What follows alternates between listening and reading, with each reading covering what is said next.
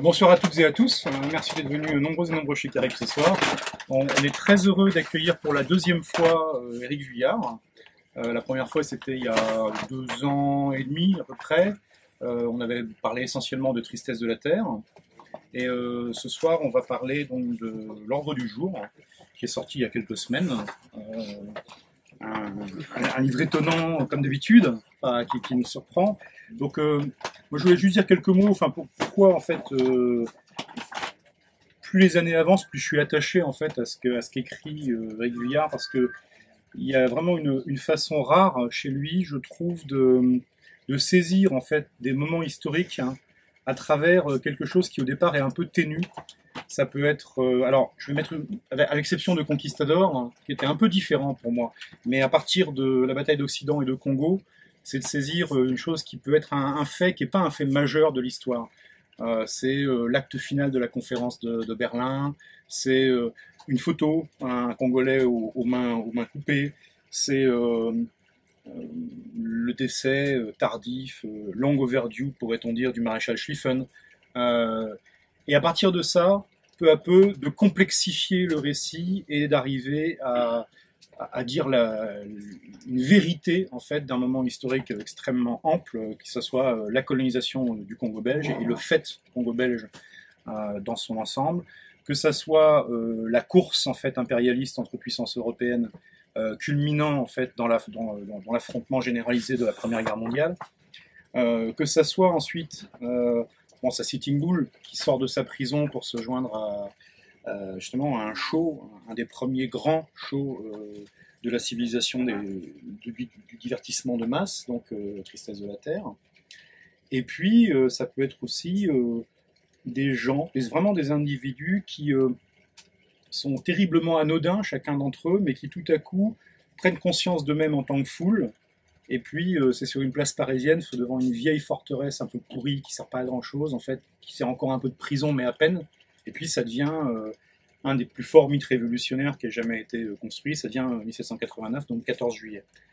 Et je trouve qu'il y a vraiment une façon qu'a Éric Vuillard de titiller cette histoire avec beaucoup de finesse et d'arriver à utiliser une phrase que moi j'adore de plus en plus, qui est une phrase, je trouve, qui oscille en permanence entre énormément de poésie, même pour parler de sujets qui ne sont pas poétiques du tout, a priori, et puis avec une espèce d'ironie souveraine qui est cachée dans les plis de cette langue, où il y a vraiment toujours un petit côté... il y a une forme d'humour noir, une forme d'ironie vis-à-vis des acteurs ou vis-à-vis des spectateurs, et puis une mise en perspective, mais qui n'est pas celle d'un essayiste qui justement écrirait avec un énorme surplomb historique, mais plutôt quelqu'un qui nous fait sentir, qui nous fait voir les choses qui sont en train de se passer de façon presque imperceptible, et on profite de ce recul, et ça donne des livres qui arrivent à être éminemment réjouissants sur des sujets qui ne le sont pas du tout. Et je trouve que c'est une belle performance.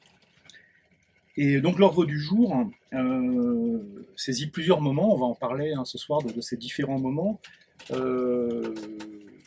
qui concernent une période donc plus tardive que les travaux précédents, puisqu'on parle des années 1937-1938, 1934-1938, pardon, puisqu'il y a effectivement un des moments qui est un petit peu antérieur. On parle de montée du nazisme à l'intérieur de l'Allemagne, puis ensuite dans toute l'Europe. Mais moi j'avais une question, un constat, parce que ça m'a vraiment étonné, je pense comme beaucoup de gens, c'est que 14 juillet est sorti en septembre 2016, et puis donc 6-7 mois après, il y a l'ordre du jour. Donc, alors, ça peut être un hasard éditorial, mais sinon, est-ce que c'est parce qu'il y avait une forme d'urgence d'écrire ce livre et un aspect circonstanciel lourd et important, voilà. Parce que je me suis vraiment posé la question. Bonsoir et merci pour l'introduction. Je suis très content d'être là, ravi. C'est la deuxième fois effectivement. Enfin, je suis doublement ravi, à la fois parce que j'ai un très bon souvenir de la première rencontre, et puis parce que je trouve que tes notes sont toujours très, très vives, intelligentes, et bon, voilà, que je les lis avec plaisir. Alors, sur la question, en fait, comment dire, plus le temps avance et plus au fond, lorsque j'écris et qu'il m'arrive de m'ensabler, je mets les livres de côté, je les reprends, si bien que au fond, je n'écris pas un seul livre, je suis toujours en train d'en écrire plusieurs. Ce qui fait qu'il y a des chevauchements et que je termine un livre et je peux aussi en terminer un autre 2 mois plus tard, qui au fond a été commencé 2 ans plus tôt. Enfin voilà, il y a des phénomènes de dichronie entre les livres, voilà, un peu particulier. C'est ce qui est arrivé avec ces 2 livres. Je ne me souviens plus exactement lequel j'ai commencé à écrire en premier, mais en tout cas, je les ai commencés il y a un certain temps, surtout, je crois, à l'ordre du jour, qui est un livre que j'avais commencé il y a très longtemps, et puis je m'étais arrêté, enfin, il y avait quelque chose qui bloquait dans l'écriture, et donc je l'ai repris ensuite, et les hasards du calendrier ont fait que je les ai terminés en même temps, à quelques jours près. En fait, j'avais terminé l'ordre du jour, mais je ne le savais pas. Donc j'avais mis dans un tiroir en attendant de le relire. Et puis j'ai terminé 14 juillet, j'ai relu l'ordre du jour et je me suis aperçu qu'il était fini. Et donc il a fallu choisir dans quel ordre on allait les publier. Donc l'éditeur m'a proposé 14 juillet, j'étais assez d'accord parce que je me disais qu'au fond, bon, le hasard avait fait qu'ils étaient terminés en même temps, mais d'une certaine façon, du coup, ils apparaissaient comme une sorte de duo, enfin, comme 2 faces d'une même pièce, une face sinistre et une face jubilatoire un peu. Je me suis dit autant publier d'abord l'hypothèse heureuse et puis l'hypothèse malheureuse après. Alors ensuite, quant au calendrier, il m'a proposé de publier au mois de mai en me disant oui, c'est pas forcément une très bonne période, mais c'était les élections. Je me suis dit les questions d'élections un peu sinistres, le 5 mars, les élections heureuses, c'est tout de même relativement rare. Enfin, le Front populaire, c'est pas tous les jours. Je me suis dit ça tombera donc fatalement bien ou mal, du coup, justement, et autant le publier à ce moment-là. Donc voilà, c'est un peu comme ça une succession de hasards et d'urgence, je crois, enfin le sentiment d'urgence.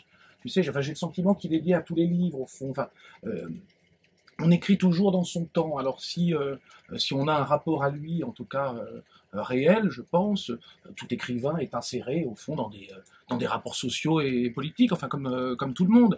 Si bien que, pour donner l'exemple de l'ordre du jour précisément, quand il est sorti, je crois qu'on était dans l'entre-deux-tours, juste. Et là, à ce moment-là, on m'a dit, c'est cette synchronicité. Oui, cette synchronicité qui est liée à la montée de l'autorité en Europe et à la crainte de voir le Front National arriver, etc.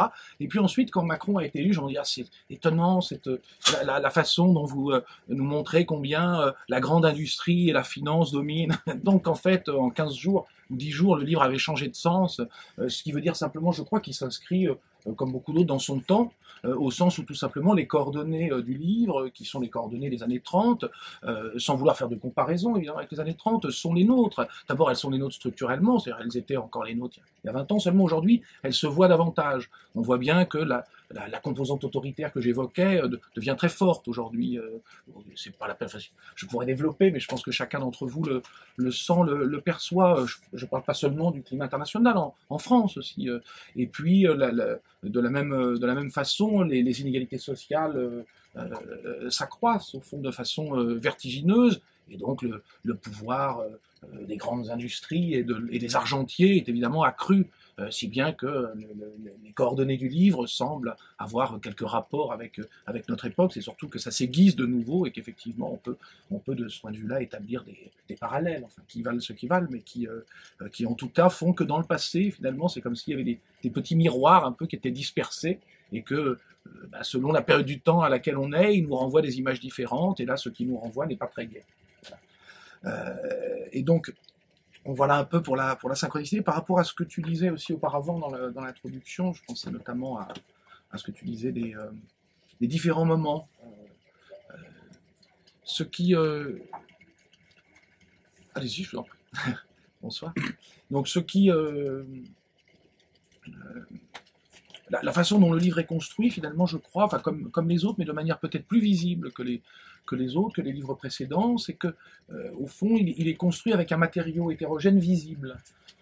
Pour le dire de façon un peu plus claire, effectivement, mes livres souvent sont construits, je crois, au fond, comme nous construisons nos opinions sur les choses qui nous importent. C'est-à-dire, quand on construit une opinion, on ne la construit pas comment dire, comme une encyclopédie ou comme un travail universitaire. On ne fait pas de plan de partie, de sous-partie, on réfléchit, on lit des choses, on voit des images, on regarde des films, et puis petit à petit se crée une sorte d'amalgame de choses entre une photographie qui nous a marqué, un bout de film qui nous a ému, la conclusion d'un livre qui nous a convaincu, la remarque d'un ami qui nous a blessés mais qui a transformé notre façon de voir les choses. Tout ça s'amalgame et forme une sorte, on peut dire, d'aggloméré instable qui varie évidemment avec le temps puisque nos opinions changent, mais enfin qui a tout de même une forme de stabilité.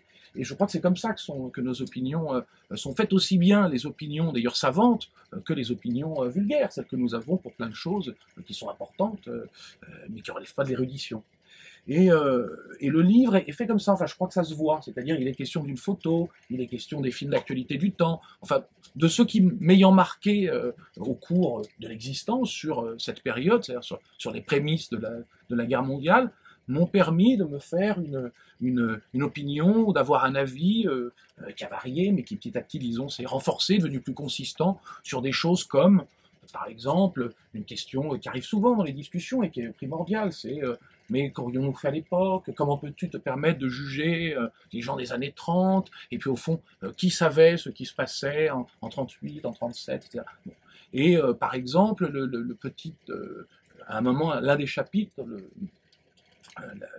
l'avant-dernier chapitre s'appuie sur un document qui est une rubrique nécrologique d'un journal, enfin d'un quotidien viennois qui rapporte le suicide de 4 personnes. On est donc le 12 mars 38 pendant l'Anschluss et si on fait quelques recherches, on s'aperçoit, enfin, les historiens nous disent que 1700 suicides se seraient produits donc, pendant la dernière semaine, la semaine qui a précédé l'Anschluss, donc principalement des juifs. Et alors évidemment, la question qui est mais qui savait, etc., on peut tout de même avoir du coup là un commencement de réponse entre ça, voilà ce que nous disent les historiens de ces 1700 morts, en s'appuyant simplement sur cette rubrique nécrologique, on peut évoquer la Shoah sans en parler, ce qui évite pas mal d'indignité à mon avis, enfin ça permet de s'appuyer sur quelque chose de très simple au fond, et ça permet de s'appuyer doublement dessus. D'abord, d'un côté, de dire au fond, si les gens ne savaient pas, si les Viennois prétendaient ne pas savoir, eh bien les Juifs, eux, le savaient. Voilà. Puisqu'on se tue pas, 1700 personnes ne se tuent pas simplement comme ça pour des peines de cœur pendant une semaine précédant l'arrivée des nazis, mais pour des raisons qui sont d'un autre ordre. Et en plus, ça permet évidemment de réfléchir même à cette nécrologie, à savoir qu'il ne s'agit pas de suicide. Au fond, la petite rubrique se termine par cette note qu'on trouve dans beaucoup de nécrologie, on ignore le mobile de leurs actes. Mais en réalité, on n'ignore pas, il n'y a pas de mobile, ça n'est pas un suicide, c'est une sorte de suicide poussé. C'est-à-dire, leur suicide est en quelque sorte le crime d'un autre, d'une certaine façon. C'est parce que les nazis arrivent, parce que ces gens-là savent très bien ce qui se passe en Allemagne depuis plusieurs années, qu'ils se suicident. Voilà. Donc voilà, comment petit à petit les choses peuvent s'amalgamer et permettre, au fond, par le truchement de l'intrigue, du récit, de la narration, et pas de l'essai, de se faire une opinion flottante aussi, mais bon, qui tout de même épouse les faits. Comme tu le disais, des faits qui paraissent tout petits, puisque là, il ne s'agit pas de la Shoah, il s'agit de presque rien, 4 morts dans un journal, et puis on apprend d'autres choses, on apprend notamment que dans les jours qui suivent, il a été interdit aux journalistes de noter suicide, donc ils ont dû trouver habilement d'autres termes comme mort subite, etc.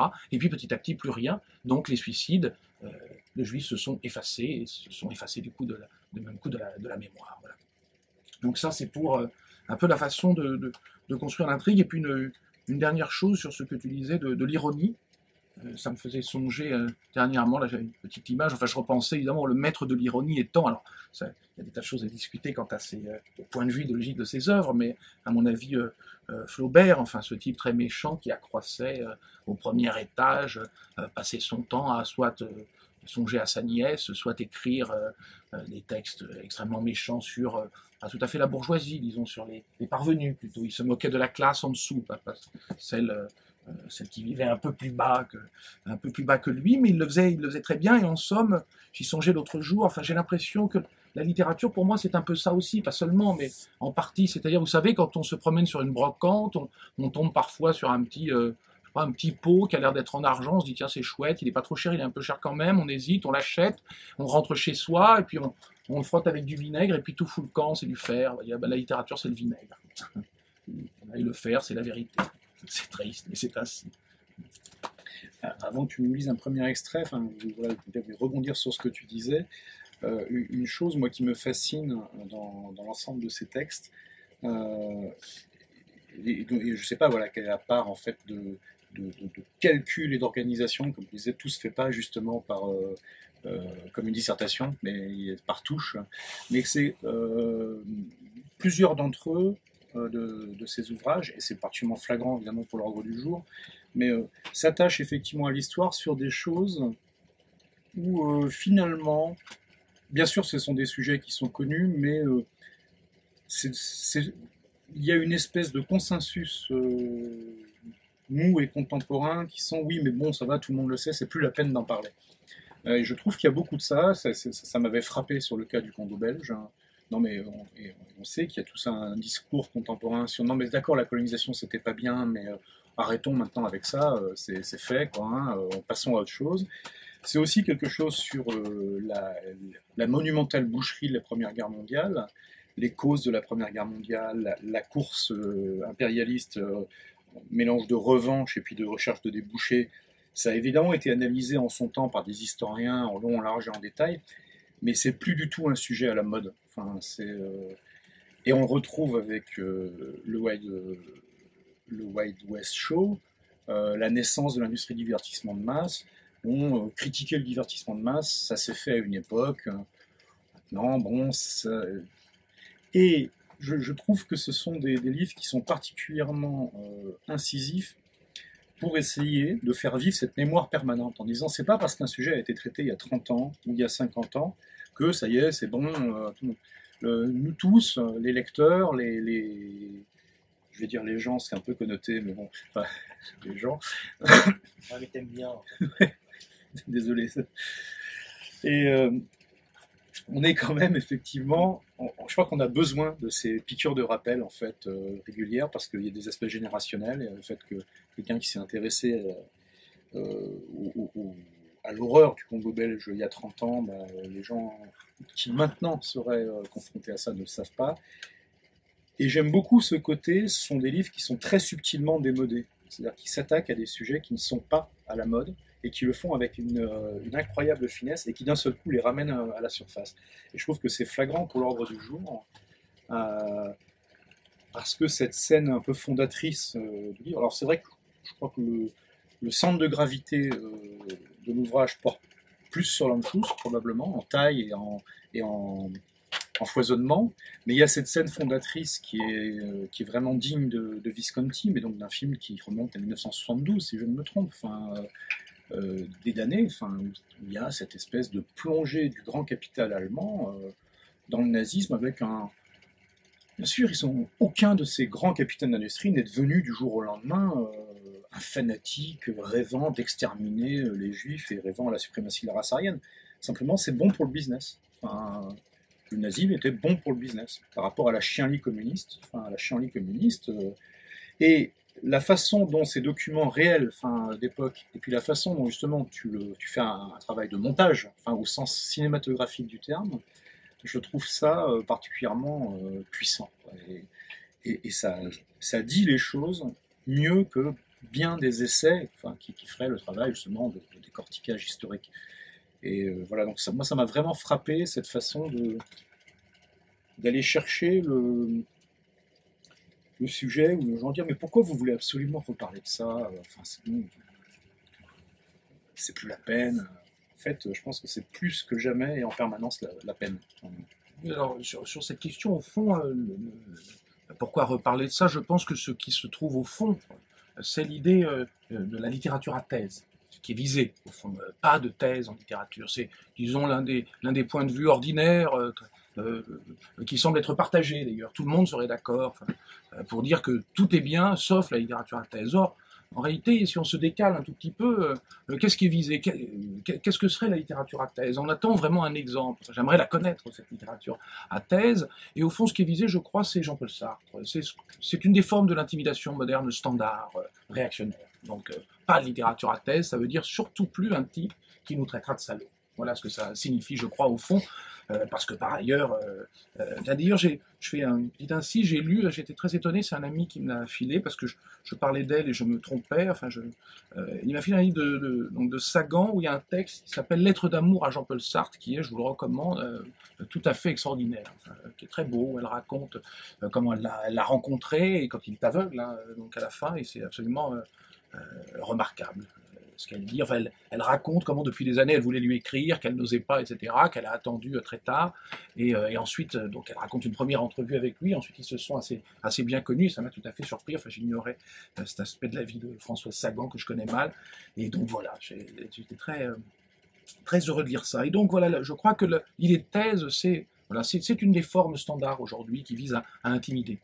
Parce qu'au fond, par rapport à ce que tu dis, ça me fait songer vous connaissez peut-être ce film Welcome in Vienna de Corti, dont le scénario s'appelle Troller, et alors c'est Corti qui raconte au moment, donc c'est un film des années 80, au moment donc où il le finance, on est dans fin des années 70.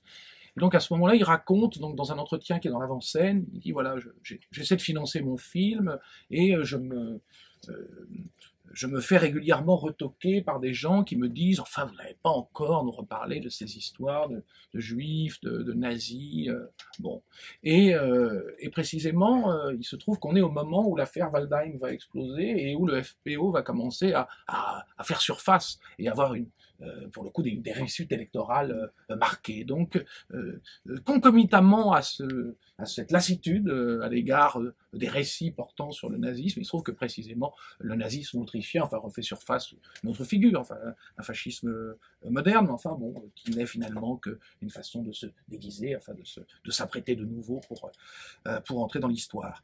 Et puis ça me fait songer aussi à l'après-guerre où Troller raconte qu'il revient donc à Vienne, après donc être parti en exil, avoir donc c'est le périple, enfin le film Welcome Indiana raconte en fait son périple à lui, c'est-à-dire être parti en Tchécoslovaquie, puis en France, puis ensuite aux États-Unis, être revenu ensuite avec l'armée américaine en Autriche, etc.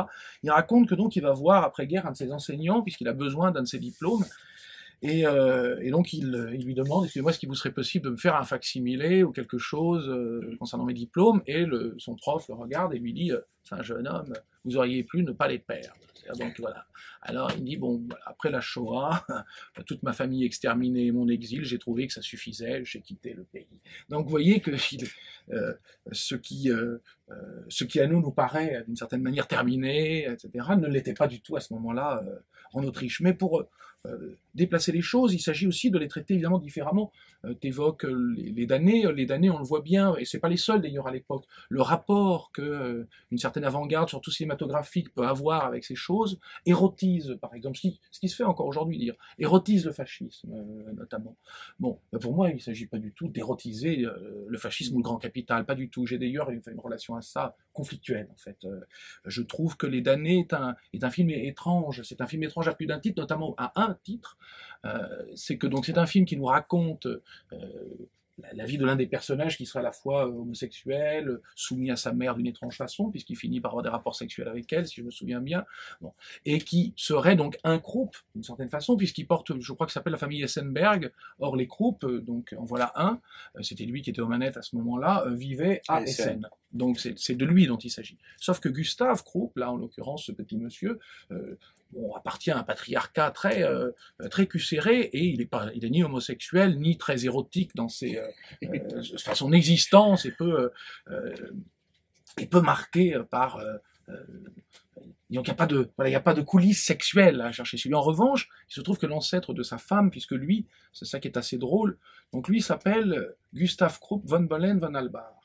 Or, en réalité, vous savez que normalement, le patriarcat tient tout particulièrement au fait que ce sont les femmes qui prennent le nom des hommes et pas le contraire. Or, il se trouve que la famille Krupp a manqué d'hommes tout à coup. Il n'y avait qu'une femme de disponible qui était Bertha Krupp, celle qui a donné son nom au célèbre canon, la grosse Bertha, et qui était la fille de Fritz Krupp.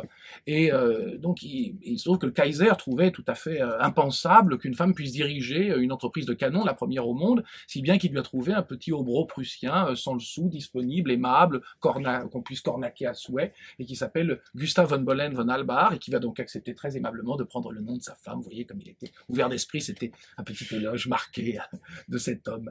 Et donc, l'homosexuel de la famille, c'était Fritz. Et il se trouve que Fritz Krupp s'est suicidé bien avant l'arrivée des nazis au pouvoir, rien à voir avec ça. Et il s'est suicidé précisément parce que les journaux sociodémocrates, pour une part à juste titre, mais d'une manière aussi tout à fait maladroite, enfin mal intentionnée, enfin ambiguë en tout cas, ont dénoncé le fait qu'il était homosexuel alors qu'il était lui aussi dans une position comme Gustave, très répressive à l'égard de l'homosexualité et de toutes les déviances, etc. Mais il se trouve qu'il allait passer beaucoup de ses vacances à Capri, et qu'à Capri, il avait des gitons, il s'était même fait construire une petite grotte dans laquelle il s'adonnait à toutes sortes de délices. Et tout ça ayant été dénoncé, cet homme s'est suicidé. Je trouve que donc le film de Visconti, donc, qui était lui-même homosexuel, est tout ce qu'il y a de plus étrange. C'est-à-dire, il déplace un personnage de l'histoire qui s'est tué alors qu'il était homosexuel, et qu'il avait été donc dénoncé auprès de la presse, et il le replace en plein nazisme alors que cet homme n'a aucun rapport avec le fascisme. Donc, voilà, il y a quelque chose de bizarre et qui, je crois, obéit à la logique de cette époque, à une manière très, très curieuse et qui serait, je crois, complexe, intéressant d'analyser, qui est d'érotiser le fascisme, en quelque sorte. Donc, voilà. Alors que là, du coup, au contraire, ce qui m'intéresse réellement, c'est de le restituer dans sa matière. Je parlais du fer tout à l'heure, une fois que le vinaigre, une fois qu'il a été passé au vinaigre. Et alors, qu'est-ce qui nous reste, surtout, d'ailleurs, dans la scène que tu évoques, c'est-à-dire au fond, juste une fin d'après-midi, le 20 février 33, où 24 chefs d'entreprise et argentiers, parmi les plus importants de l'Allemagne, se retrouvent au palais du président du Reichstag pour financer les dernières élections, celles du 5 mars, qui seront, d'après Göring, les dernières des 10 années à venir. Ça c'est vrai, mais même les dernières du siècle, là il s'est trompé. Et donc il s'agit au fond de comploter contre la République de Weimar. On parlait tout à l'heure de l'histoire et des petits, on évoquait le rapport au présent, disons. Or, on voit bien que l'idée de complot, par exemple, de nos jours, qu'on retrouve beaucoup dans la presse, enfin de façon négative, comme si, d'une certaine façon, la jeunesse se complaisait aujourd'hui. Alors moi, je lis peu les forums sur Internet, c'est possible, hein, mais comme si la jeunesse, d'une manière presque massive, compulsive et constante, se complaisait dans le fait de ne penser la politique à partir du complot et des fake news, puisque maintenant il y a un autre registre de ces sottises, et que finalement le complot n'existait pas. Enfin, il y a quelque chose d'implicite qui nous pousse à penser que tout ça n'est que délire. Or, il existe des complots, il en existe tellement que, à Nuremberg précisément, l'un des chefs d'accusation, c'était complot contre la paix. Et que parmi les épisodes de ce complot était cette réunion du 20 février 33, puisque, quelle que soit l'importance qu'on lui donne, quand 24 des plus grands chefs d'entreprise se réunissent pour faire tomber un certain état de droit, pour reprendre les éléments de langage contemporains, évidemment qu'ils ont quelques puissances à le faire. Il est possible que l'absence de participation aurait donné le même résultat, mais enfin on peut en tout cas supputer que ça n'a pas arrêté le nazisme. Voilà. Et donc il était plus intéressant d'essayer de restituer cette scène, non pas dans ce qu'elle peut avoir en apparence, à première vue, de fantastique, c'est-à-dire dans le fait d'imaginer tout à coup 24 chefs d'entreprise en présence d'Hermann Göring ou d'Adolf Hitler. Et ça, je crois, c'est disons le prurit qui nous vient dans le cadre d'une réflexion banale, en fait, celle qu'on peut avoir au café, on réfléchit, bon, et on se dit, tiens, les salauds, Göring, quelle scène incroyable, et puis bon, là, on peut faire du cinéma. Mais l'écriture, justement, et c'est en ça que le fait d'écrire, je crois, permet de découvrir des vérités. Quand je me suis mis à écrire cette scène à partir, justement, de ce prurit, enfin, de celui que je viens de décrire, ça marchait pas. Ça faisait un bruit de casserole. C'était même indigne, en fait. C'était déplaisant, comme scène.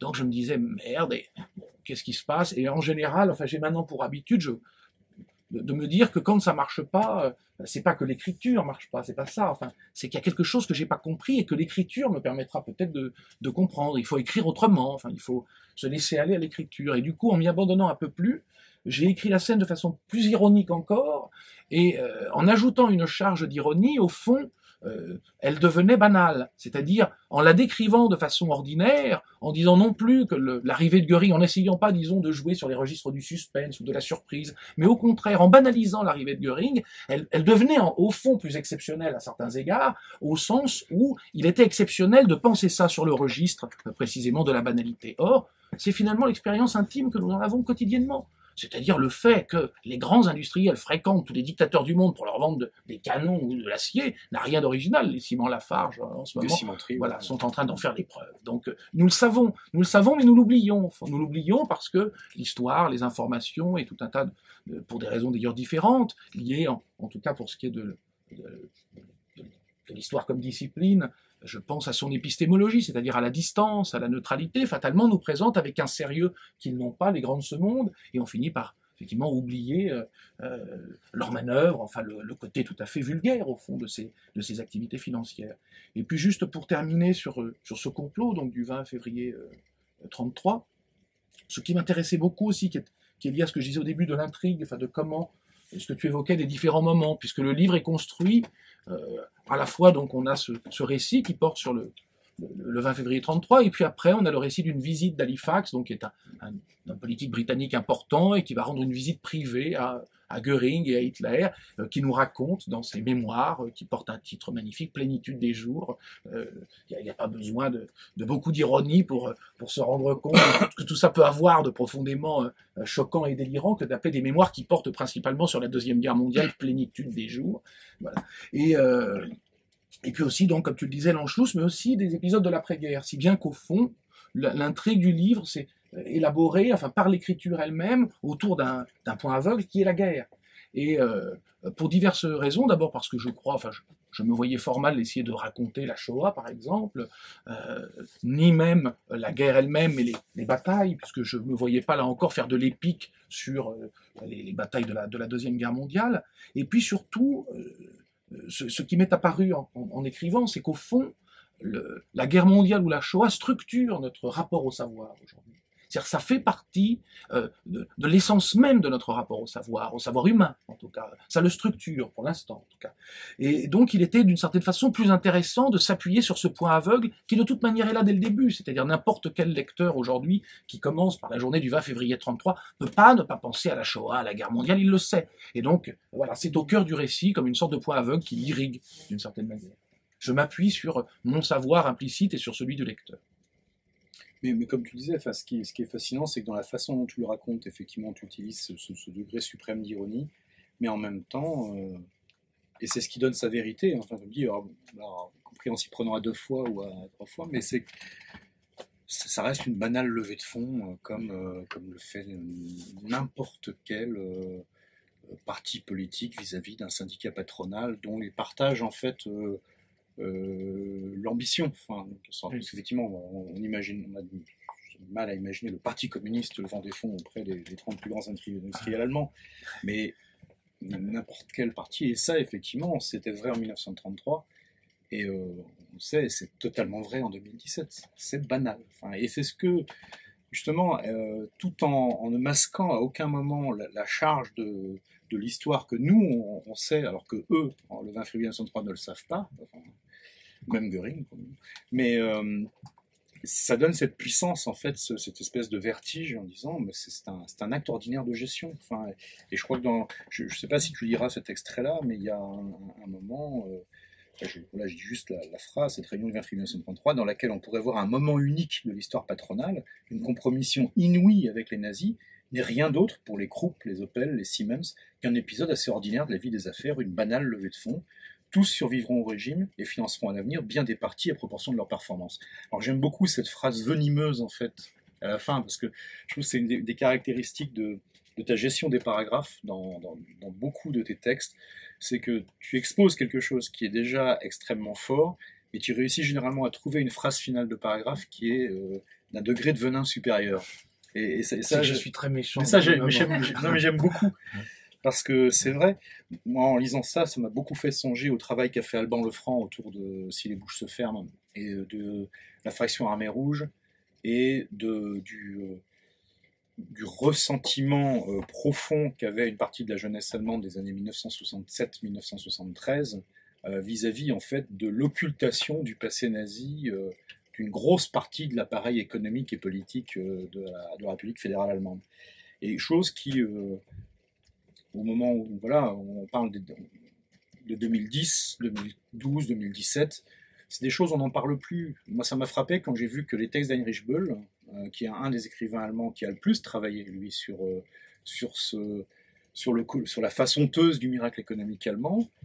Bon, on le sait, mais n'empêche que tous ces bouquins sont épuisés en français ou presque et qui sont plus édités, à part deux, enfin sur 15. Et il y a quand même quelque chose qui revient sur ce fait que l'histoire c'est un perpétuel effacement et qu'il y a un côté profondément salutaire si c'est fait justement de façon puissante, élégante et au fond drôle, même si c'est une drôlerie parfois un peu noire, à le redire.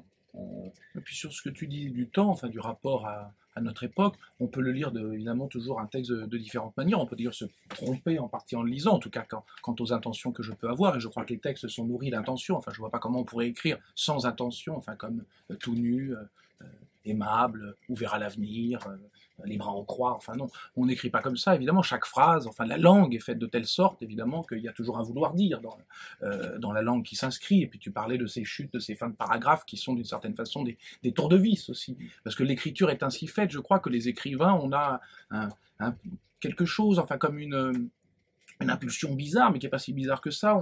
On fétichise les premières phrases et les dernières, vous savez, les chutes, on appelle ça à l'école, il faut que ça termine, trouvez-nous une bonne chute. Et c'est vrai, on a tendance à en faire des fétiches. Et puis d'ailleurs, les lecteurs aussi, on aime bien, il y a des premières phrases que tout le monde se répète. Voilà, il y en a une célèbre d'Aragon sur Bérénice, en fait, etc. Enfin, on en connaît plein, il y a celle de Proust, etc. Bon.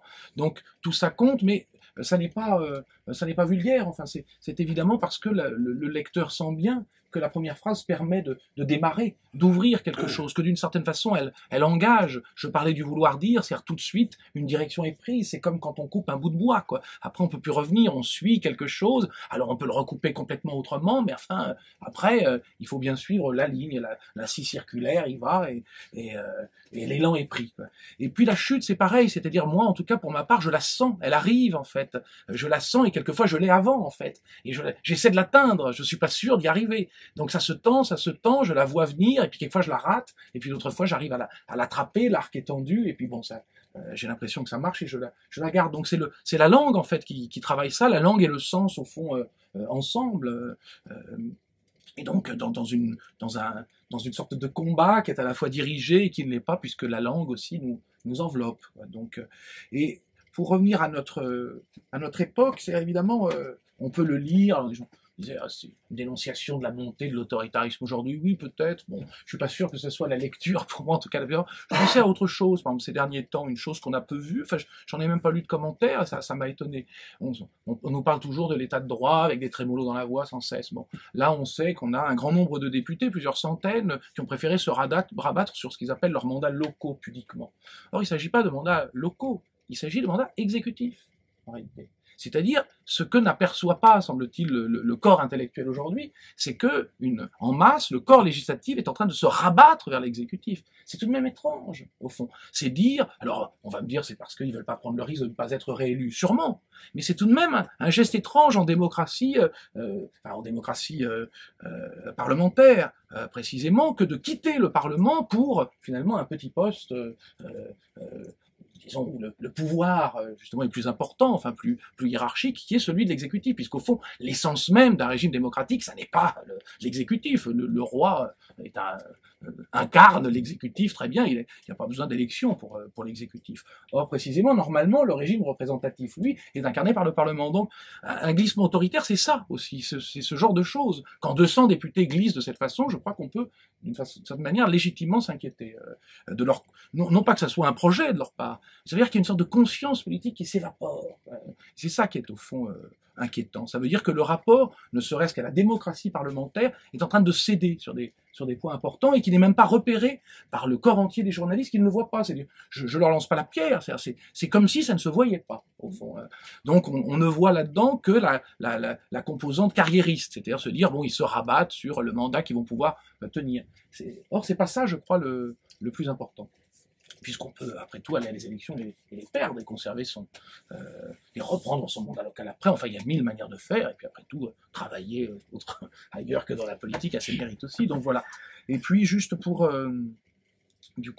finir, au fond, du coup, ce qui m'intéressait le plus dans le livre, c'était de tisser, enfin de suivre une sorte de veine qui était celle peut-être à la fois du cynisme et de la compromission, dans ses différentes facettes.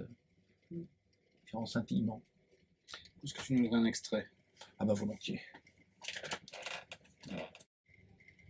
Voilà, donc c'est un extrait qui arrive juste après le fait que Hitler donc s'exprime.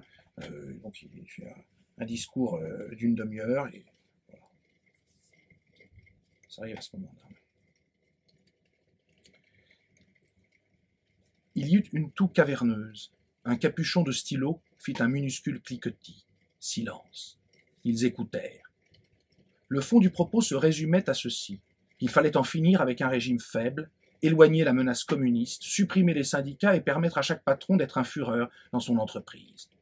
Le discours dura une demi-heure. Lorsqu'Hitler eut terminé, Gustave se leva, fit un pas en avant, et au nom de tous les invités présents, il le remercia d'avoir enfin clarifié la situation politique. Le chancelier fit un rapide tour de piste avant de repartir. On le congratula, on se montra courtois. Les vieux industriels paraissaient soulagés. Une fois qu'il se fut retiré, Göring prit la parole, reformulant énergiquement quelques idées, puis il évoqua de nouveau les élections du 5 mars. C'était là une occasion unique de sortir de l'impasse où l'on se trouvait. Mais pour faire campagne, il fallait de l'argent. Or, le parti nazi n'avait plus un sou vaillant et la campagne électorale approchait. À cet instant, Jalmar Chart se leva, sourit à l'Assemblée et lança « Et maintenant, messieurs, à la caisse !» Cette invite, certes un peu cavalière, n'avait rien de bien nouveau pour ces hommes. Ils étaient coutumiers des pots de vin et des dessous de table. La corruption est un poste incompressible du budget des grandes entreprises. Cela porte plusieurs noms. Lobbying, étrennes, financement des partis. La majorité des invités versa donc aussitôt quelques centaines de milliers de marks. Gustav Krupp fit don d'1 million.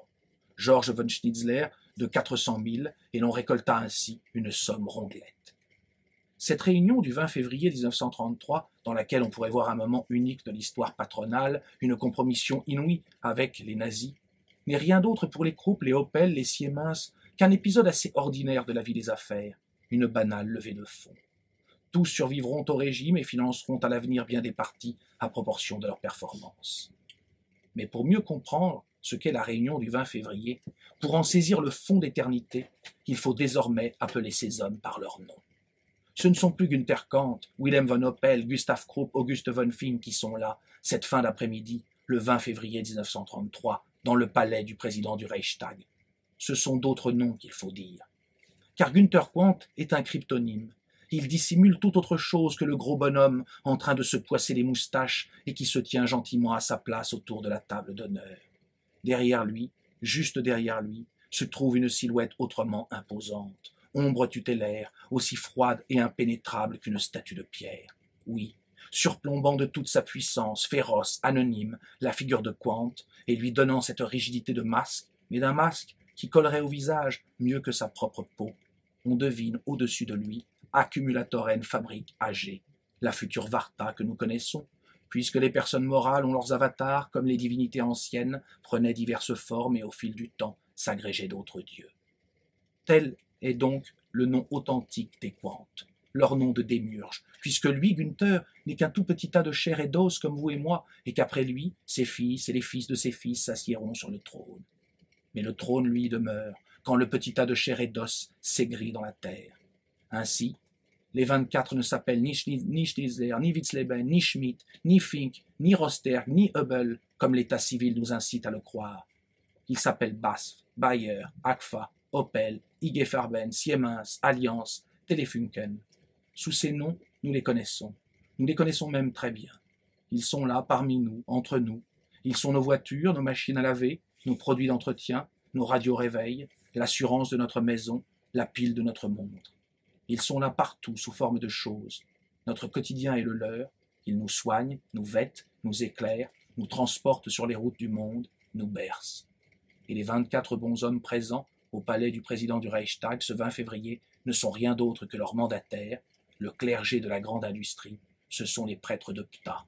Et ils se tiennent là, impassibles, comme 24 machines à calculer aux portes de l'enfer. On a un exemple de phrase finale absolument d'une puissance. Ah, merci. Ouais, on va évoquer donc ce deuxième moment que tu as évoqué déjà, je trouve, parce qu'il rajoute une dimension un degré différent d'ironie, mais également puisque j'aime bien aussi sur cette phase 1933-1938, chose qui a été analysée par les historiens d'ailleurs dans bien des cas, y compris sous forme controversée, en disant il n'y avait rien d'inexorable dans cette montée en fait du nazisme en tant que parti politique et puis du Reich allemand en tant que puissance dominante de l'Europe. Et donc ça a été pointé des centaines de fois par les historiens en disant mais en fait le Reich de 1934 il est quand même extrêmement faible, au moment où il remilitarise la Rhénanie, un coup de poing un peu ferme sur la table et ce serait probablement fini. Et y compris, on verra au moment de l'Anschluss, tout ça reste très faible en réalité. Et pourtant, justement, donc il y a un mélange. C'est aussi ce qui fascine, je trouve, enfin moi, dans la lecture de cette période, c'est le mélange presque permanent de coups de force et de coups de bluff. Et il y a beaucoup de farces tragiques dans tout ça. On va parler probablement surtout à propos de l'Anschluss et de ses convois sans essence.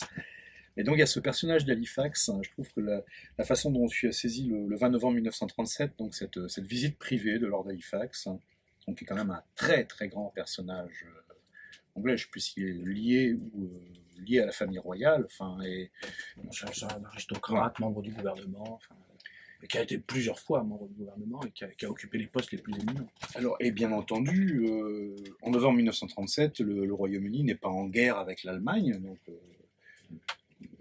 mais ce n'est pas une visite officielle, c'est une visite privée où voilà, il se rend donc en Allemagne, mais il irait chez des bons amis, passer un week-end sympathique, quoi, au fond. Et je trouve ce moment extraordinaire, même si on va retrouver ce qu'on avait dans la réunion dont tu viens de lire le compte-rendu, en fait.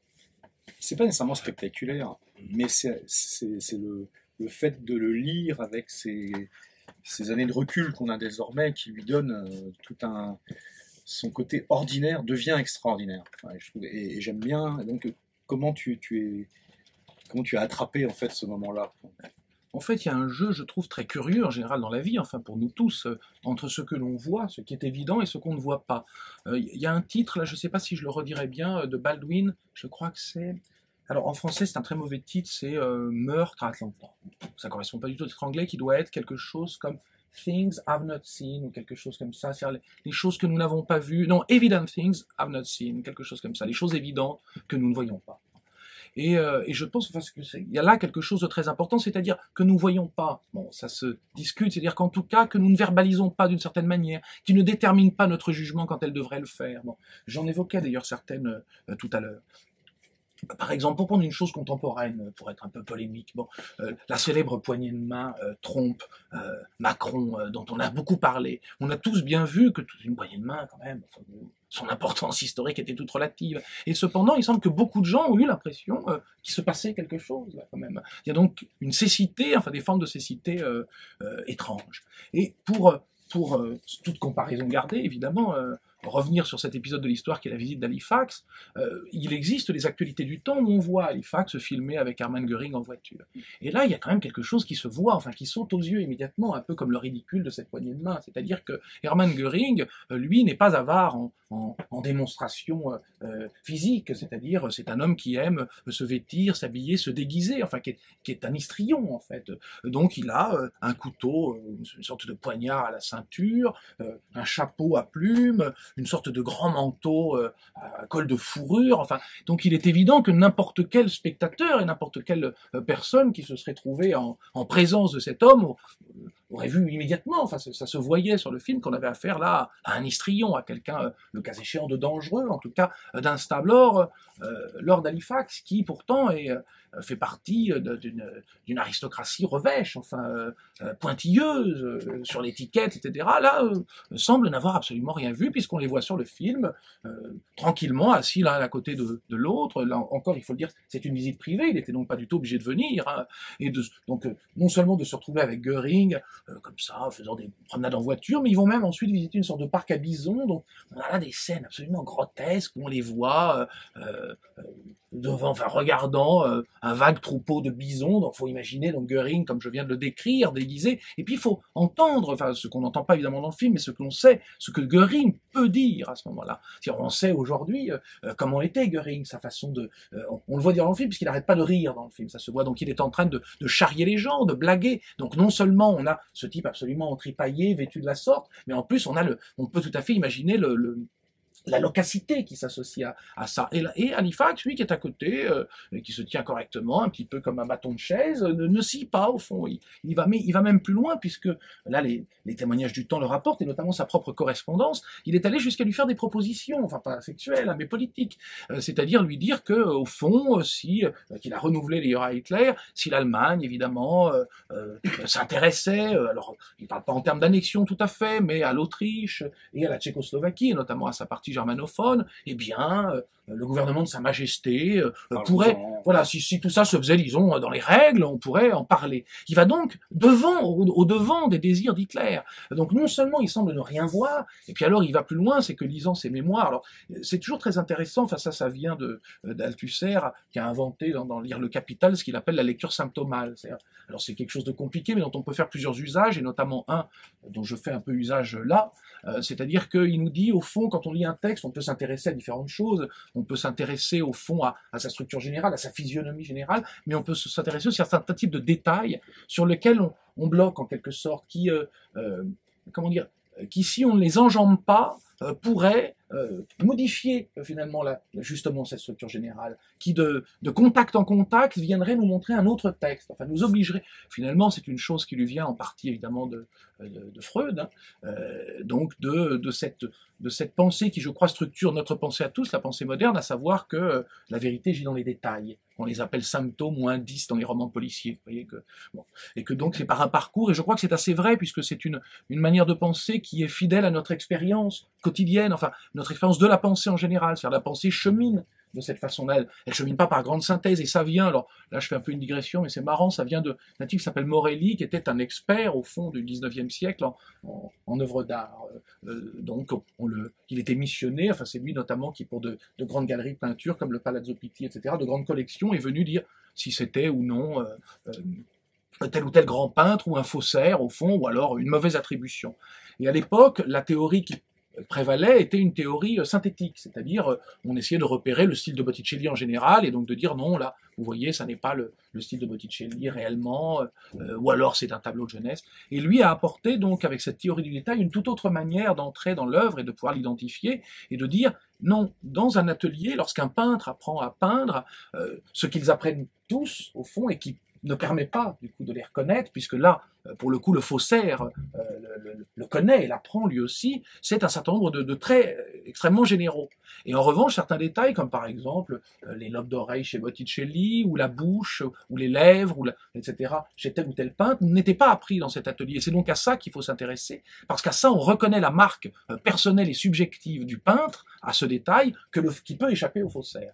Et de là vient la théorie que Conan Doyle fera, qui est celle de l'indice policier, et de Freud ensuite pour le symptôme par des cheminements multiples. Et donc, oui, pardon, juste, mais sur ce thème précisément-là, il y a deux textes. Enfin, je pense qu'il faut absolument avoir en tête pour travailler sur cette culture indicielle. C'est effectivement le travail de Carlo Ginzburg, à partir un article remarquable de la sorcellerie d'une part, et de la façon dont l'indice a été utilisé très précocement dans les procès en sorcellerie en Italie, notamment dès le Moyen-Âge, et ensuite dans la façon dont ça finalement, c'est par l'art en effet que ça. Oui, c'est par Morelli que ça vient. On trouve le livre de Morelli, qui est très cher, mais qui est très intéressant. Et sur la période très récente, Boltanski en fait a repris le travail de Ginzburg pour en faire autre chose à sa manière à lui, dans un livre très très étonnant, qui est de la sociologie la plus sérieuse qu'on peut, mais qui s'appelle Enquête à propos d'enquête, et qui utilise en fait la littérature policière et le roman d'espionnage comme outils pour essayer d'analyser le complotisme et le contre-complotisme contemporain. Et donc ce que tu disais tout à l'heure sur le fait que on va décrier le fait que tous ces jeunes qui pensent en termes de complot, sans interroger finalement le fait que dans certains cas c'est bien à raison qu'on pense en termes de complot et que c'est vraiment dans les détails que ça se joue. Et en reprenant ce travail de Lisbonne. Là, juste sur le complot, pour le dire de manière plus vaste aussi, c'est-à-dire que ce qu'on peut interroger aussi, puisqu'il est toujours difficile comment dire, on peut pas éplucher tous les forums d'internet pour savoir à quel point les gens délirent, vous voyez. Ce qui est plus intéressant, c'est de voir que ça structure aujourd'hui le rapport au champ intellectuel, c'est-à-dire que les intellectuels se tournent vers le public et disent au public en général, parmi la jeunesse, une grande partie de la jeunesse délire en termes de complot. Il y a donc une structuration du savoir. Et c'est ça qui est intéressant, que ce soit vrai ou faux, peu importe. Mais il est étonnant que ça hante tant le champ intellectuel, puisqu'au fond, moi, par exemple, qui fait partie du champ intellectuel, le rapport au complotisme des jeunes, je ne le vois pas, en fait. Alors peut-être que je ne passe pas mon temps sur des forums, mais je suis étonné que tant d'intellectuels passent tant de temps sur les forums, sur Internet. Enfin, bon. Donc voilà, ça veut dire plutôt que ça reconduit, je crois, quelque chose d'ancien sous une autre forme, c'est-à-dire une structuration du savoir qui est que... D'abord, il y a un geste de dévaluation, au fond, là-dedans, qui est de dire vous délirez, en somme. Et puis, je crois que c'est lié à tout un tas de choses aujourd'hui, notamment au fait qu'un certain type de connaissances nous sont à tous inaccessibles. C'est-à-dire que, on le voit bien, la façon, puisqu'on nous parle tout le temps de transparence, c'est précisément parce que la décision politique se prend d'une manière qui nous est en quelque sorte inaccessible. Et que l'intervention même de ce qu'on appelle les experts, enfin ce mot même d'expert, d'une certaine façon, a à voir avec ça. C'est-à-dire le savoir lui-même, dans la forme de l'analyse, se présente sous une forme opaque. C'est-à-dire seul l'expert peut d'abord se prononcer, et ensuite, à partir des données qu'il nous fournira, nous pouvons former une opinion. C'est très neuf, ça, au fond. Et ça vient, du coup, restructurer le champ du savoir. Alors, je suis obligé de passer un peu vite là-dessus, puisque c'est pas le thème, mais pour revenir sur la lecture symptomale, enfin, là, c'est, je pense, un peu ce que j'ai fait avec Halifax, avec ses mémoires, donc Plénitude des jours, dont je rappelle le mot titre. Il y a un moment qui est vraiment, enfin, où il fait vraiment du symptôme, et où c'est, je trouve très intéressant, parce que tout s'y trouve plié, quoi. C'est un moment à déplier qui permet justement de narrer, enfin, de raconter quelque chose. Lui passe très vite dessus, mais alors avec beaucoup d'ironie et d'humour, croit-il, il nous relate comment, arrivant à Berchtesgaden, donc devant le refuge d'Hitler, la portière s'ouvre, et alors il nous dit que à ce moment-là, il regarde en bas, il ne regarde pas les personnes, il regarde juste en bas, et il dit « je vis d'abord des pantalons ». Donc tout ça est raconté, ça badine pas mal, si vous voulez, et je vis d'abord des pantalons, puis, dit-il en anglais, des pumps, des pompes, des pompes, une paire de pompes, et à ce moment-là, croyant, dit-il, que c'était un valet de pied qui venait m'accueillir, je lui tendis mon manteau, et j'entendis une voix derrière qui disait « le Führer ». Je levai les yeux, et je compris que c'était Adolf Hitler. Voilà. Et donc ce passage, hein, quand on lit, nous gêne. Enfin, on ne peut pas le lire sans, vous savez, comme si on passait dans un couloir un peu trop étroit et qu'on se blessait légèrement. Il veut nous faire rire, mais ça nous fait pas tout à fait rire. Et en fait, le problème, évidemment, ce qui nous retient de rire, ce qui fait aussi qu'on est à son égard à lui aussitôt hostile, et en même temps qu'on peut pas l'être tout à fait, c'est qu'il se moque d'Hitler. Comme il se moque d'Hitler, évidemment, on est bon public à ce moment-là. Mais là, ça va pas parce qu'il se moque d'Hitler pour des raisons sociales, par mépris social. Et c'est cette contradiction interne dans ce passage qui vient nous blesser et qui explique, je crois, en partie, enfin, qui peut donner une autre allure à ce qu'on a appelé notamment la politique d'apaisement. Ça lui donne, je crois, un autre ton, et ça permet de porter sur elle un autre regard, à partir simplement, justement, de quelque chose qui relève pas de la science historique, mais du récit lui-même, c'est-à-dire en racontant ce passage tel qu'on en fait l'épreuve de lecteur, en le re-racontant d'une autre manière que lui nous le raconte, c'est-à-dire en faisant porter l'ironie ailleurs. Ouais, je trouve ce symptôme, tu l'as vraiment traité magnifiquement, parce qu'en arrachant ça, il révèle toutes ces dimensions, alors qu'effectivement, c'est un fait mineur pour la grande histoire, c'est cette visite privée de Lord Halifax. Mais effectivement, il y a dedans à la fois la capacité de compromis, en fait, face, au fond, à une haine commune du communisme, pour simplifier. Enfin, il y a un sens bien compris des intérêts supérieurs de la nation, mais incarné par sa classe sociale et par sa grande bourgeoisie, hein, dans les deux cas. Et puis avec ce filigrane permanent qui est la notion de vulgarité, en fait, une chose qu'on retrouve aussi... Le coup du petit caporal, si vous voulez. Ce qu'il est en train de nous faire, c'est le coup du petit caporal. Il est en train de nous dire... Vous voyez, nous sommes là depuis longtemps, je le regardais, je vis une paire de pompes. C'était Adolf Hitler, voilà. Sauf que le résultat, c'est 50 millions de morts. et l'Europe entière occupée. Donc, enfin, pas à ce moment-là évidemment, mais le contraste entre, là encore, ce que je racontais tout à l'heure, ce que nous savons et ce que lui nous raconte après-guerre est tellement saisissant que la politique d'apaisement qu'il a soutenue, puisque ce type est l'un des premiers soutiens avec Chamberlain de la politique d'apaisement, c'est-à-dire, je le rappelle pour ceux qui l'ignorent, d'une politique à viser jusqu'au bout à entretenir de bons rapports avec l'Allemagne nazie, qui même aurait souhaité pendant la guerre ils ont une solution négociée. Voilà. C'est Churchill qui a empêché cette politique jusque pendant la guerre, puisque plusieurs émissaires qui intervenaient au nom notamment de la petite aristocratie allemande militaire, ou de la haute aristocratie allemande militaire, qui s'était parfaitement intégrée au XIIIe Reich, mais qui, voyant que je les trouvais vulgaires. Oui, puis que les affaires tournaient mal aussi. À partir du moment, parce qu'il faut bien voir, c'est à partir du moment où les choses ont mal tourné, qu'un certain nombre de complots internes ont été menés par les militaires contre les nazis. Et donc là encore, c'est à nouveau la politique d'apaisement qui voudrait être sollicitée auprès. Alors, on a tenté ça auprès de Churchill, qui lui a toujours été absolument rétif, en dépit évidemment de la promesse qui était si vous vous entendez avec nous, non seulement on fait tomber le régime nazi, on crée une négociation, on évite éventuellement une extension du communisme évidemment en Europe centrale, c'était ça. Or en dépit et ça c'est une chose je crois qu'on peut tout à fait admirer chez Churchill, en dépit de son anticommunisme très virulent, il n'a pas cédé sur ce point, alors que Halifax et Chamberlain, alors ce petit passage permet je crois de relire ça sous un autre jour, enfin de comprendre, oui, cette compromission, enfin cet étrange rapport au nazisme de la part de cette classe sociale anglaise, d'une autre manière que la simple réflexion qui est juste, en somme, qui vise à dire une haine commune du communisme, voilà. C'est autre chose, il y a une cécité sociale, il y a beaucoup de choses qui fabriquent cette position. Ouais, on retrouve des notions qui sont très à la limite, mais qui diffusent dans les mémoires et dans la façon dont tu les travailles et les interprètes, des choses qu'on trouverait dans les analyses sociologiques, par exemple des Pinson Charlot sur les riches contemporains, c'est-à-dire effectivement cette notion de plaisir partagé, du fait que on va dans les mêmes chasses, on a la même façon d'appréhender le faisan, et que ça crée beaucoup plus de proximité au fond que de savoir, bon, est-ce qu'il faut sacrifier les juifs autrichiens, qui va être maintenant notre sujet pour finir, parce que l'heure tourne.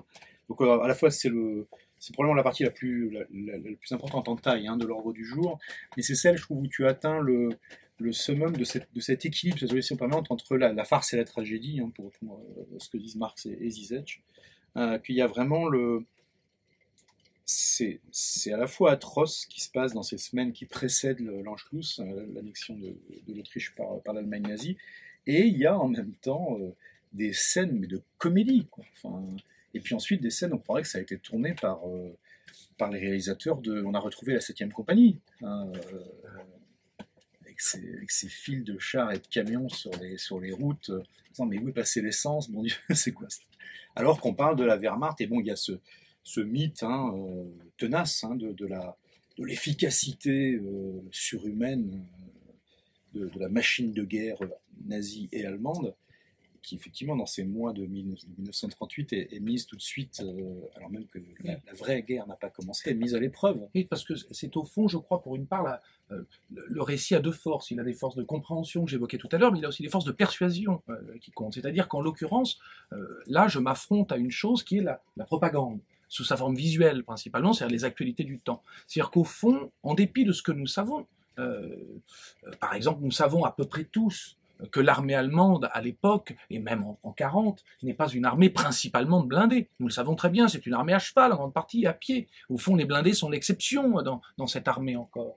Eh bien, nous avons beau savoir ça, il se trouve que les images que nous en avons, les photographies que nous avons vues, les films que nous avons vus, nous montrent principalement des engins motorisés et des blindés. Si bien que le fond de l'œil qui organise notre relation à cet objet est encore aujourd'hui sous l'influence très générale de la propagande de Goebbels.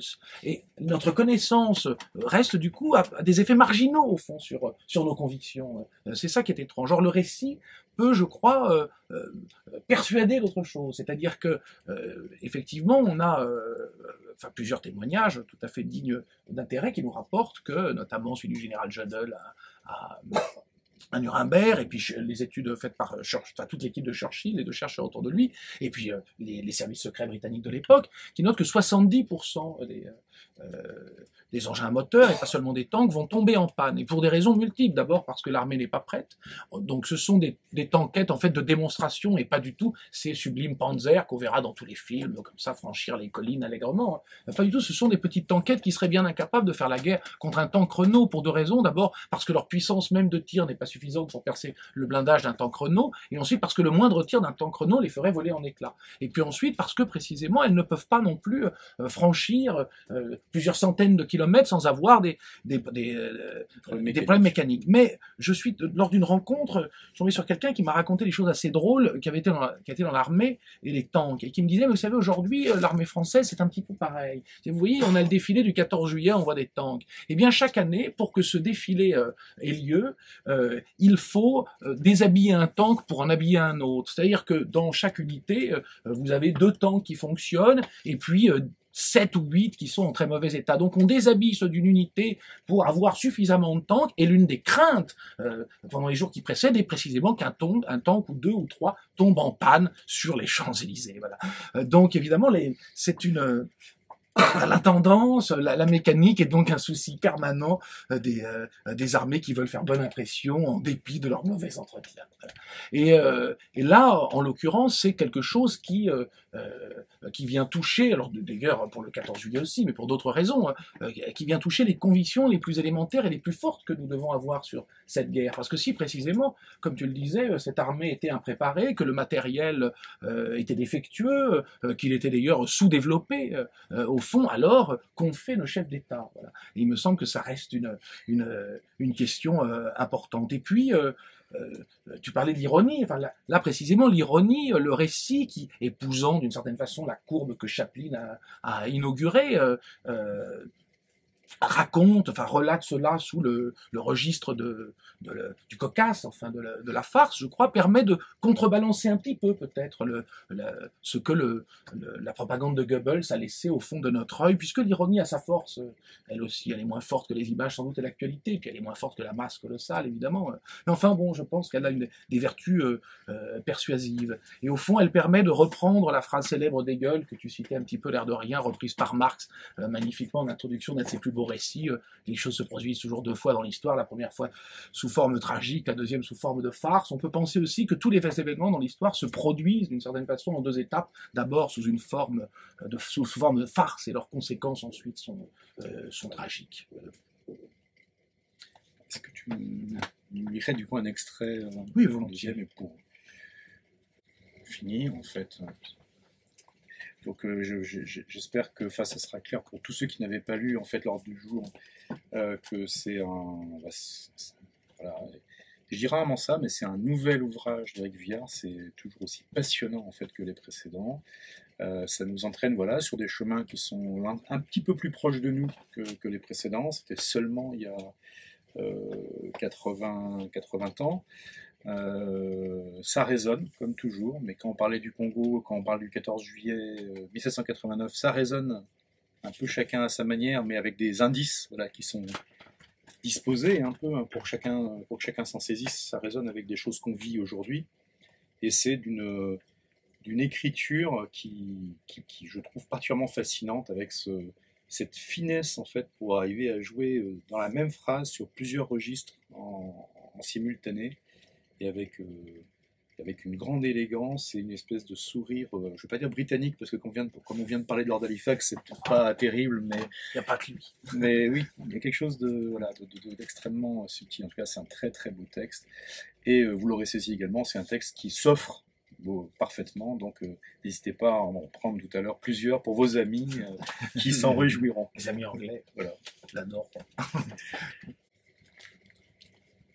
Vers 10h du matin, pendant qu'Albert Lebrun, président de la République française, paraphe un décret relatif à l'appellation d'origine contrôlée juliénace, le célèbre décret du 11 mars 1938, et se demande, à mesure que son regard dégringole le long des battants de la fenêtre de son bureau, si vraiment les vins d'Émeringes et de Prusilly méritent cette appellation, tandis qu'il pleut et que de petites gouttes frappent les vitres comme un morceau de piano exécuté par une main débutante, songe Albert Lebrun dans un élan de poésie, alors qu'il dépose le décret sur une énorme pile, un vrai foutoir, et en prend un autre, fixant le budget de la loterie nationale pour l'exercice à venir. Ce doit être le 5e ou le 6e qu'il signe depuis son entrée en fonction, car certains décrets reviennent, comme les martinets dans les grands arbres des quais, se poser sur son bureau chaque année. Ainsi, pendant qu'Albert Lebrun rêvasse et à n'en plus finir sous l'immense égoïsme de son abat-jour, à Vienne, le chancelier Schuschnigg reçoit un ultimatum d'Adolf Hitler. Soit il retire son projet de plébiscite, soit l'Allemagne envahit l'Autriche. Toute discussion est exclue. Terminé le songe de la vertu. Il faut maintenant essuyer son maquillage et ôter son costume. 4 heures interminables passent. À 14 heures, ayant foutu en l'air son déjeuner, Schuschnigg annule enfin le plébiscite. Ouf! Tout va pouvoir continuer comme avant, les promenades au bord du Danube, la musique classique, le babillage inconsistant, les pâtisseries de chez Demel ou Sacher. Mais non, le monstre est plus gourmand que lui. Il exige maintenant la démission de Schuschnigg et son remplacement par Seyss-Inquart au poste de chancelier d'Autriche. Rien que ça. Quel cauchemar, ça ne s'arrêtera donc jamais. À l'époque où il était prisonnier des Italiens, jeune homme, pendant la Première Guerre, Schuschnigg aurait dû lire les articles de Gramsci plutôt que des romans d'amour. Alors il serait peut-être tombé sur ces lignes. Quand tu discutes avec un adversaire, essaie de te glisser dans sa peau. Mais il ne s'est jamais glissé dans la peau de personne. Tout au plus a-t-il enfilé le costume de Dollfuss après lui avoir pendant quelques années léché les bottes. Se mettre à la place de quelqu'un, il ne voit même pas où cela mène. Il ne s'est pas glissé dans la peau des ouvriers tabassés, ni des syndicalistes arrêtés, ni des démocrates torturés. Alors maintenant, il ne manquerait plus qu'il parvienne à se mettre dans la peau des monstres. Il hésite. C'est la toute dernière minute de sa dernière heure.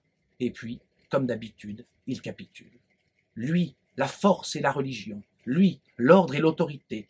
Voici qu'il dit oui à tout ce qu'on lui demande. Il suffit de ne pas le demander gentiment. Il a dit non à la liberté des sociodémocrates, fermement.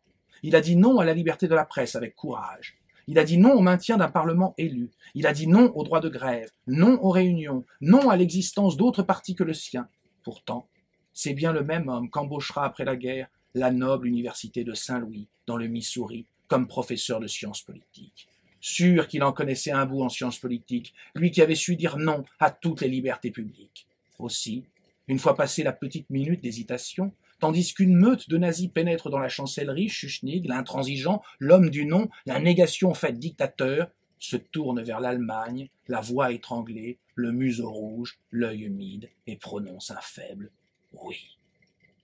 Enfin, il n'y avait plus rien d'autre à faire, nous confie-t-il dans ses mémoires. On se console comme on peut. Il se rend donc au palais présidentiel, soulagé au fond, meurtri, mais soulagé. Il vient donner sa démission au président de la République, Wilhelm Miklas. Mais là, surprise. Voici que Miklas, ce fils d'un petit employé des postes, qu'on avait gardé président de la République pour la galerie, qui servait de caution et se contentait d'habitude de se tenir gentiment à côté de Dollfuss puis de Schuschnigg pendant les cérémonies, voici donc que cette ganache de Miklas refuse sa démission. Merde. On passe un coup de fil à Göring. Il n'en peut plus, Göring, de ces crétins d'Autrichiens. Il voudrait bien qu'on lui foute la paix. Mais Hitler ne l'entend pas ainsi. Il faut que Miklas accepte cette démission, hurle-t-il, un combiné de téléphone dans chaque main. Il l'exige. C'est curieux, comme jusqu'au bout les tyrans les plus convaincus respectent vaguement les formes, comme s'ils voulaient donner l'impression de ne pas brutaliser les procédures, tandis qu'ils roulent ouvertement par-dessus tous les usages. On dirait que la puissance ne leur suffit pas, et qu'ils prennent un plaisir supplémentaire à forcer leurs ennemis d'accomplir une dernière fois en leur faveur les rituels du pouvoir qu'ils sont en train d'abattre. Merci beaucoup. Merci. Merci.